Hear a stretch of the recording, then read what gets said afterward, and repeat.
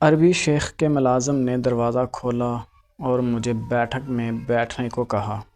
چند منٹ کے بعد شیخ بھی تشریف لے آئے اور ساتھ ایک ناگوار سی بو بھی کمرے میں گھس آئی۔ میں نے بے چینی سے ادھر ادھر دیکھا۔ عجیب سی بو تھی جو اے سی کی سرسراہٹ کے ساتھ بڑھتی جا رہی تھی۔ میں نیا ہی پاکستان سے آیا تھا اور عربی فی معلوم تھی۔ ملازم نے لبان دہکا کر رکھا تو کچھ سانس نکلی۔ پاکستان کے ہمسائے ممالک میں ایک عرب ملک جس کے ساتھ بحری سرحد ملتی ہے وہ عمان ہے۔ اس کا دارالحکومت مسقط اور بڑے شہروں میں سے ایک ابری ہے جو متحدہ امارات کے سرحد سے ملحق ہے۔ یہ واقعہ ابری شہر سے قریب ایک گاؤں کا ہے۔ شیخ نے بجلی کی مرمت کے لیے بلایا تھا اور اس کے ملازم کے ذریعے کام سمجھ کر میں سامان لینے چلا گیا۔ جب کام ختم ہو گیا تو شیخ نے مجھے آ کر پیسے دیے۔ اس وقت وہی بو مجھے دوبارہ محسوس ہوئی۔ شیخ 50 سال کی عمر کا ایک صحت مند آدمی تھا اور صاف ستھرے کپڑوں میں ملبوس تھا۔ میں نے سر جھٹکا اور اپنے روم میں چلا آیا۔ کچھ دن بعد پھر کچھ لائٹ مرمت کا کام نکلا۔ دوبارہ شیخ کے گھر جانا ہوا۔ شیخ کے گھر میں اگر ایک بھی لائٹ خراب ہوتی تو اسی وقت ٹھیک کرواتا۔ اس معاملے میں بہت حساس تھا۔ میرا کام چل رہا تھا اور شیخ بھی میرے کام سے خوش تھا۔ وقت گزرتا گیا۔ مجھے عربی زبان آ گئی۔ شیخ سے کچھ بے تکلفی ہو چکی تھی۔ میں چاہتے ہوئے بھی اس بو کے بارے میں نہ پوچھ سکا۔ ایک دن ادھر ادھر کی باتیں کرتے ہوئے شیخ سے پوچھ ہی لیا کہ یہ بو کہاں سے آتی ہے۔ عربی شیخ نے مجھے گھورا اور قہوے کی فنجان سے قہوہ نکال کر پینے لگا۔ شیخ ایک سرخ سفید وجیح رعبدار شخص تھا۔ اس نے قہوہ پی کر تکیہ سے ٹیک لگائی اور ماضی میں کھو گیا۔ پھر کہنے لگا، یہ میرے گناہوں کی کہانی ہے، ایسے گناہ کی جس کی میں معافی بھی نہیں مانگ سکتا۔ یہ میری جوانی کے آغاز کا وقت تھا۔ میری وجاہت اور قد کاٹ دیکھ کر لڑکیاں ٹھٹک کر رہ جاتیں۔ بہت سی لڑکیاں میرے آگے پیچھے پھرتیں۔ میں کچھ شرمیلا تھا۔ گاؤں کے لوگ میرے باپ کے شیخ ہونے کی وجہ سے میری بہت عزت کرتے۔ راہ چلتے لوگ عموماً راستہ چھوڑ دیتے۔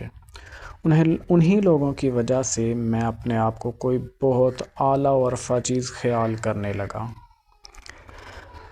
اگر لوگوں میں غلامی قبول کرنے کی خو نہ ہو تو کوئی کبھی بھی سردار بننے کی خواہش نہ کرے۔ یہ لوگ ہوتے ہیں جو سردار بناتے ہیں۔ سردار انہیں غلام کبھی نہیں بنا سکتے۔ اس زمانے میں مجھے آوارہ گردی کا شوق تھا۔ پیچھے والے پہاڑ اور ارد گرد کے علاقے میں دوستوں کے ساتھ گھومتے اور کبھی کسی بدو کی بکری ہاتھ آتی تو پکڑ کر ذبح کر لیتے۔ بدو لوگ میرے باپ کی وجہ سے خاموش رہتے اور مجھے شاہ ملتی گئی۔ ایک دن ہم سب دوستوں نے پہاڑ پر بکری ذبح کی۔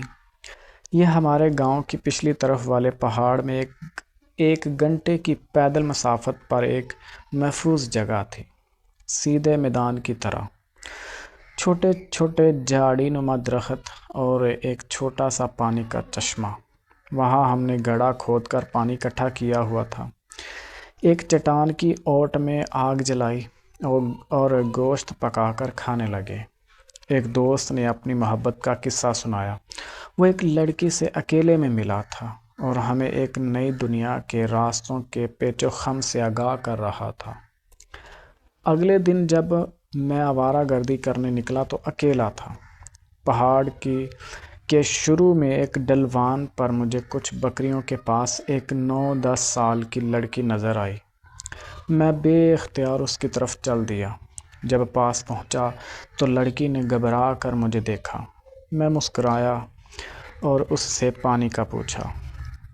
جب وہ مجھے پانی پلا رہی تھی تو میری نظریں اس کے سراپے کا جائزہ لے رہی تھیں۔ میرے دماغ میں دوست کی باتیں گھوم رہی تھیں۔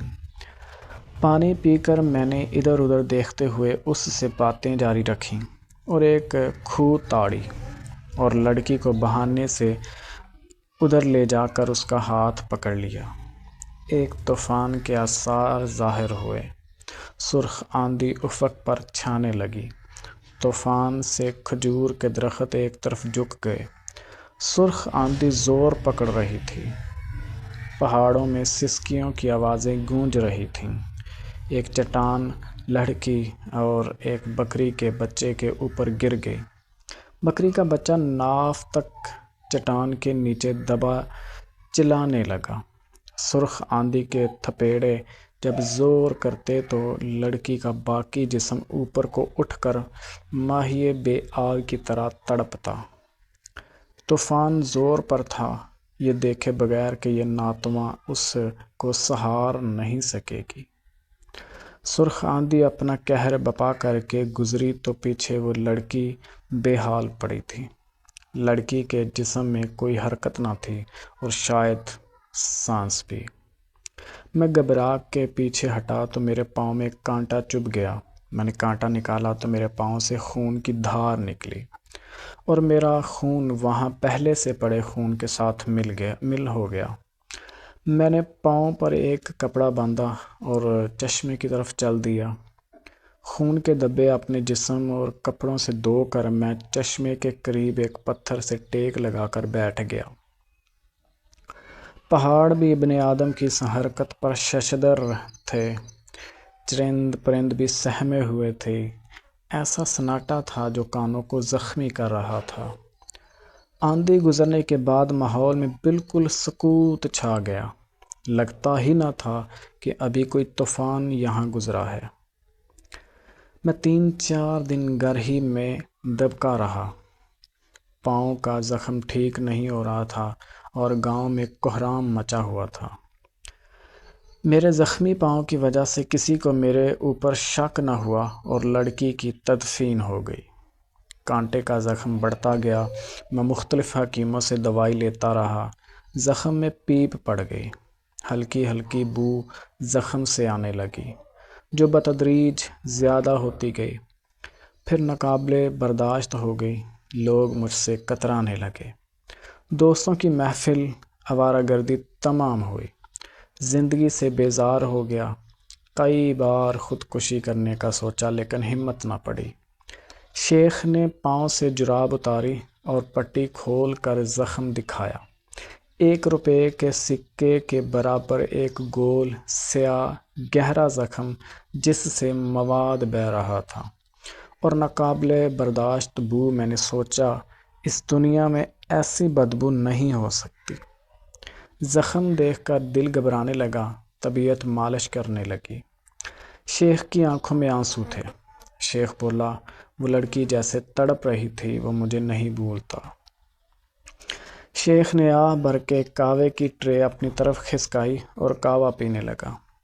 اس دوران ملازم کو آواز دے کر شیخ نے پاؤں پر جراب پہنی۔ ملازم نے خاموشی سے آ کر لبان کی دھونی دی، قہوہ کا فنجان بھرا اور باہر نکل گیا۔ شیخ نے کروٹ بدل کر ٹیک لگائی اور میری طرف دیکھا۔ مجھے ایک ایسے شخص کی آنکھیں نظر آئیں جس پر دنیا میں ہی عذاب شروع ہو چکا تھا۔ شیخ نے سلسلہ جوڑا۔ کچھ عرصہ گزرا، میری شادی کا شور اٹھا۔ کوئی لڑکی تیار نہ ہو رہی تھی۔ سارے گاؤں کے لوگ میری بیماری سے آگاہ تھے۔ میرے قبیلے کی لڑکیاں تو مجھے دور سے بھی نہ دیکھتی۔ وہ لڑکیاں جو کبھی میرے آگے پیچھے پھرتی تھیں وہ میرے نام سے گھبرانے لگی۔ ایک بدو کی لڑکی کو میرے باپ نے پیسے کے زور اور سرداری کی دھونس دے کر راضی کیا اور میری شادی ہو گئی۔ 2 سال بعد میرا پہلا بیٹا پیدا ہوا۔ اس میں شروع سے ہی دیوانگی کے آثار تھے۔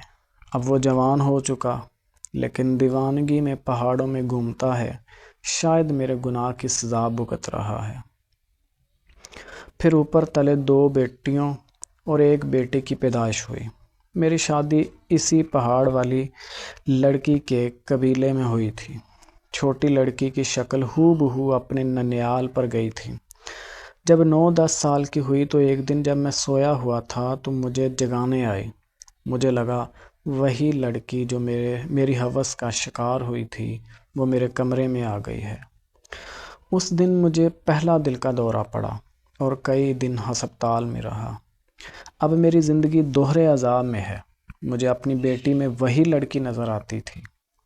میں اسے دیکھ نہیں کر سکتا تھا، وہ بھی مجھ سے گھبرائی پھرتی تھی۔